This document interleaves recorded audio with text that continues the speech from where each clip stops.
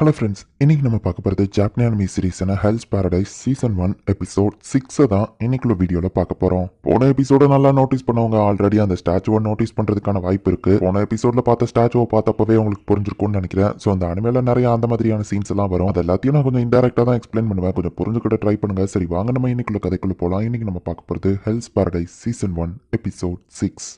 Giant ரோக்ரோட்டோட சின்ன வயசு பிளாஷ்பேக் காமிக்கிறாங்க. நம்ம பையன் கல்ல வச்சு எவ்வளவு அழகா விளாண்டுட்டு இருக்கான்ல அப்படின்னு அவங்க அப்பா அம்மா பார்த்துட்டு இருந்தா அவங்களையும் அவன் கொண்டுதான். என்னோட பசி மட்டும் ஏன் அடங்கவே மாட்டேங்குது அப்படின்னு சொல்லி நிறைய பேர் அவன் கொண்டுட்டே இருக்கான். கெஞ்சியோட வயது அவன் கிழிச்சு அவனை அட்டாக் பண்ண ஃபோர்ஸ்ல அவன் பறந்து போய் வளரான். கெஞ்சி உங்களுக்கு எதுவும் ஆகலி அப்படின்னு சொல்லி சாகரி போய் பாக்குறா. அவ்வளவுதான் நான் உயிர் பொழைக்க மாட்டேன் அப்படின்னு நம்ம பேசிட்டு பின்னாடி பாருன்னு சொல்றான். சாகரி அவன் அட்டாக் பண்ண வந்துட்டுதான். அவளுக்கு ரியாக்ட் பண்றதுக்கு கூட டைம் இல்ல. பட் நம்ம ஹீரோ சம டைமிங்ல வந்து அவளை காப்பாத்திட்டான். அவன் உண்மையிலேயே ஹியூமன் தானே, பார்த்தா ஹியூமன் மாதிரியே தெரியல அப்படின்னு நம்ம ஹீரோ சொல்றான்.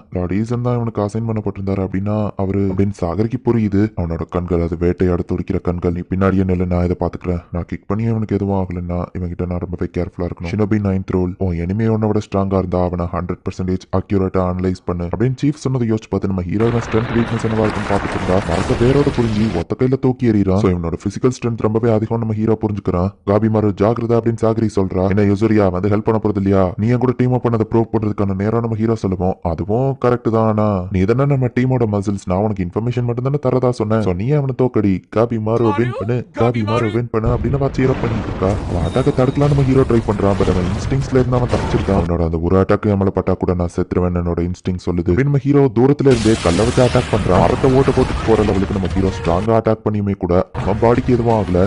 அன்ஃபார்ம்டு பிளேட் இது ஸ்டீல கூட வச்சு நம்ம ஹீரோ அட்டாக் பண்ணா அப்பவும் எதுவும் ஆகல. கெஜியை காப்பாத்த சாகரி ட்ரை பண்றா. இது வேஸ்ட்னு உனக்கே தெரியும். கொஞ்ச நேரத்துக்கு முன்னாடி தான் ஆவல மாதிரி தைரியமா பேசினேன், இப்போ ஒரு பொண்ணு மாதிரி அழுதுட்டு இருக்க அப்படின்னு கெஞ்சி கேட்கவும் ஒரு பொண்ணு தானே, அக்கறைப்படுறதுல என்ன தப்புனவா கேட்கறா. இப்பதான் உன் லைஃபை பத்தி எனக்கு புரியுது. ஸ்ட்ராங் அண்ட் வீக்னஸ் ரெண்டுத்தையுமே நீ ஏத்துக்கிற. இப்பதான் நான் உன்னை பத்தி புரிஞ்சுக்கிறேன்.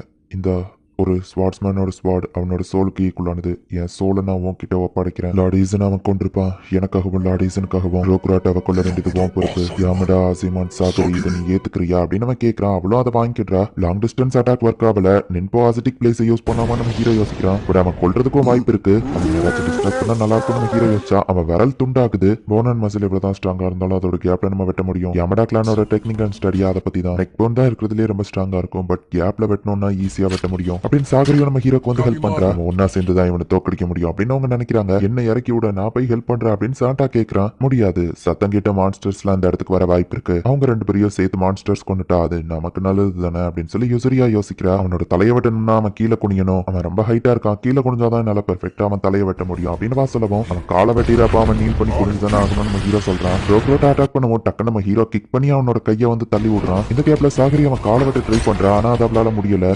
எமோஷன்ஸ் உள்ள கொண்டு வரக்கூடாது, அப்புறம் என் டெக்னிக் ஒர்க் ஆகாது, நான் காமா இருக்கணும் அப்படின்னு யோசிக்கிறா. சாகரி வெட்டுறதுக்கு ஒரு பிரீத்திங் டெக்னிக் மாதிரி ஒன்று யூஸ் பண்றா. அடுத்தவன் அட்டாக் பண்ண வரவும் நம்ம ஹீரோ ஜம்ப் பண்ணலான்னு பார்த்தா அவனோட பஞ்ச கிக் பண்ணதுல நம்ம ஹீரோக்கு கால் ஒரு மாதிரி வலிக்குது. ரோக்ரோட்டா கையை வெட்ட சாகரி ட்ரை பண்றா. ஆனா அது முடியல. அவன் கை மசில்ஸ் எல்லாம் டைட்டன் பண்ணி வச்சிருக்கான். அவன் குனிஞ்சா அவனை தலையை வெட்டுறது ஈஸியா இருக்கும், அதுதான் ஒரே ஆப்ஷன் அப்படின்னு சாகரி சொல்லவும் தலையை குனிப்பான அவன்கிட்ட கெஞ்சி கேட்டா குனிஞ்சிருவா போறான் அப்படின்னு நம்ம ஹீரோ சொல்றான். அவன் வயிற்றுல பசிக்கிற சவுண்ட் கேக்குது. இவன் வயிற்றுல இருந்து அது வருதுன்னு பார்த்துட்டு இருந்தா கத்தி அழ ஆரம்பிக்குவான். அவங்க காதெல்லாம் கிழியுது.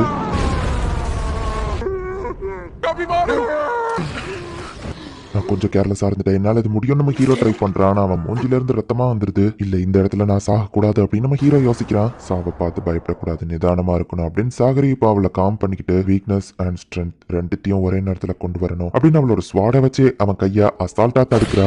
அவன் அட்டாக் பண்ண ட்ரை பண்ணாலும் ஸ்வாடை வச்சு அவ தடுத்துட்டு இருக்கா. அண்ட் அவளோட ஸ்வாட் ஒன்னும் உடையல. நான் நினைச்சது சரிதான், நான் ஃபர்ஸ்ட் இவளை பார்த்தப்பவே தெரியும் இவ ரொம்பவும் ஸ்ட்ராங்னு அப்படின்னு நம்ம ஹீரோ யோசிக்கிறான். யாமடா கிளானோட ரேங்கிங் சிஸ்டம்ல சாகரி ரொம்பவே வீக்குன்னு தான் சொல்லுவாங்க. ஆனா பொண்ணுங்கிறதுனாலதான் அவளுக்கு லாஸ்ட் ரேங்க் கொடுத்துருக்காங்க. பட் உண்மையான டெஸ்டிங் ரேங்க்ல அவளோட ரேங்க் அப்படின்னு சாண்டா யோசிக்கிறான். உனக்கு பேட்டில் எக்ஸ்பீரியன்ஸ் கிடையாதுன்னு எனக்கு தெரியும், ஆனா ஸ்வாடன் வந்துட்டு அதுல நீதா மாஸ்டர். இந்த ஐலாண்ட்ல இருக்கிற மான்ஸ்டர் பார்த்து நீ பயப்படுறதுனால தான் ஹெசிடேட் பண்றியே தவிர்த்து நீ சீரியஸா ஃபைட் பண்ணுனா நீ தான் இருக்கிறதுலே ஸ்ட்ராங் அப்படின்னு கெஞ்சி நினைக்கிறான். அந்த ரோக்ரோட்டாவையா அசால்ட்டாவா தடுக்கிறா. இந்த மூலமா அவன் தலை வெட்டலான்னு போனா அவன் டக்குனு அங்க இருந்து ஜம்ப் பண்ணிட்டான். அவ்வளவு ஈஸியா இருக்காதுன்னு எனக்கு தெரியும் அப்படின்னு சொல்றா. நான் ஒரு டேஞ்சரஸான மூவ் பண்ண போறேன், பட் இதை தவிர்த்து நமக்கு வேற ஆப்ஷன் இல்ல அப்படின்னு நம்ம ஹீரோ சொல்றான். பிசிக்கலா அவனை கண்டிப்பா எங்களால டேமேஜ் பண்ண முடியாது, அவன் ரொம்பவே ஸ்ட்ராங்கா ஸ்ட்ராங்கா இருக்கான். யாம்னா கிளானோட ஸ்பெஷல் டெக்னிக்கை வச்சு தான் அவன் தலையை கட் பண்ண முடியும். ஸோ என்னோட இந்த பிளான் தான் ஒர்க் ஆகும் அப்படின்னு நம்ம ஹீரோ வந்துட்டு இன்பாசிட்டிக் பிளேஸை யூஸ் பண்ண போகுவோம். இங்க இருந்து ஓடு அப்படின்னு யூசரியா சானட்டாவை கூட்டிட்டு அங்க இருந்து ஓடுறா. நம்ம ஹீரோ அட்டாக் எல்லாத்தையும் ரோக்ரோட்டா அசால்ட்டா தடுத்துட்டு இருக்கான். அந்த தீ எல்லாம் அங்கங்கன்னு போய் விழுது. நம்ம ஹீரோ அவனோட பவரை அதிகமா யூஸ் பண்ணிட்டு இருக்கான். அவங்க நினைச்ச மாதிரியே எல்லா இடமும் தீ பிடிக்குது. நம்ம எவ்வளவு தூரம் போகணும்னு சானட்டா கேட்கும்போது இந்த மொத்த ஏரியாவையும் அவங்க கொளுத்த போறாங்க. ரொம்ப தூரம் ஓடு அப்படின்னு யூசரியாவா அவனா அங்க இருந்து ஓடுறாங்க.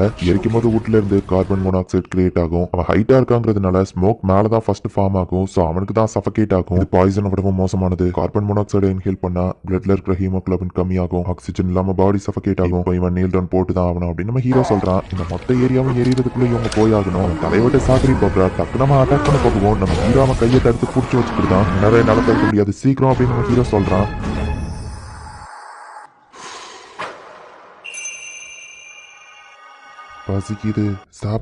பசிக்குது சாப்பாடுன்னு தான் அவன் எல்லாரையும் கொண்டிருப்பான்.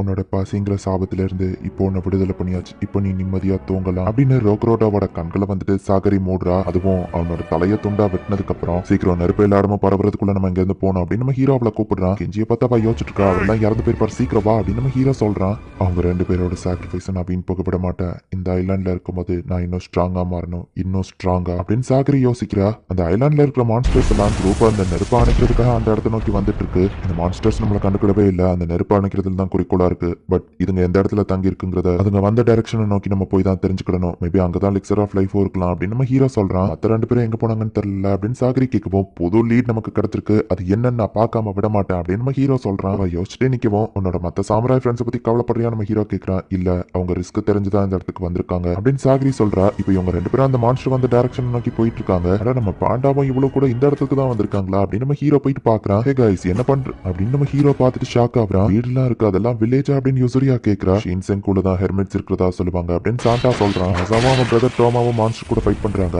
ஆசா அதோட ரத்தத்தையே எடுத்து குடிக்கிறான். மவுண்டன்ஸ்ல எல்லாம் வேட்டையாடும் போது நான் இப்படிதான் மிருகத்தோட ரத்தத்தை குடிப்பேன் அப்படின்னு ஆசா சொல்றான். இதுங்களெல்லாம் பார்க்கும்போது ஹெர்மிட்ஸ் தான் ஞாபகம் வருதுன்னு சொல்லுவோம். ஹெர்மிட்ஸ் அப்படின்னு ஆசா கேட்கறான். ஹெர்மிட்ஸ்ங்கிறது மலைப்பகுதியில் வாழ்ற மந்திரவாதிங்க. அவங்களுக்கு எல்லாம் ரொம்பவே வயசாயிருக்கும். இதுங்களை பார்க்கும்போது அப்படிதான் தெரியுது அப்படின்னு டோமா சொல்லுவோம். அப்படின்னா அவனுங்க எல்லாம் கிளவனுங்க தானே, நான் அவனுங்களை கொண்டுதான் அப்படின்னு ஆசா சொல்றான். அது என்ன சவுண்டு அப்படின்னு ஆசா வந்துட்டு போகுவோம். டோமாவும் அவன் பின்னாடியே போறான். அங்க ஏதோ ரெண்டு கிரீச்சர்ஸ் பார்க்கறதுக்கு 18+ பண்ணிட்டு இருக்க மாதிரி தெரியுது. இந்த இடத்துல இந்த எபிசோட் முடியுது. அந்த ஐலாண்ட்ல பாக்குறதுக்கே ரொம்பவே கிரேப்பியா இருந்த அந்த மான்ஸ்டர்ஸ்ல சில இது பேசவும் செஞ்சிருக்கும். இப்போ பாக்குறதுக்கு ஹியூமன்ஸ் மாதிரியே சில கிரீச்சர்ஸ் அந்த இடத்துல இருக்கு. ஆனா அதுங்க ஹியூமன்ஸ் கிடையாது. என்னதான் நடக்குது அப்படிங்கறத போக போக இருக்கிற எபிசோட்ஸ்ல பார்த்து தெரிஞ்சுக்கோங்க. அண்ட் உங்களுக்கு இந்த வீடியோ பிடிச்சிருந்தது அப்படின்னா லைக் பண்ணிட்டு அப்படி மறக்காம நம்ம சேனலை சப்ஸ்கிரைப் பண்ணிருங்க. தேங்க்யூ ஃபார் வாட்சிங். Bye guys. நெக்ஸ்ட் எபிசோட்ல மீட் பண்ணலாம்.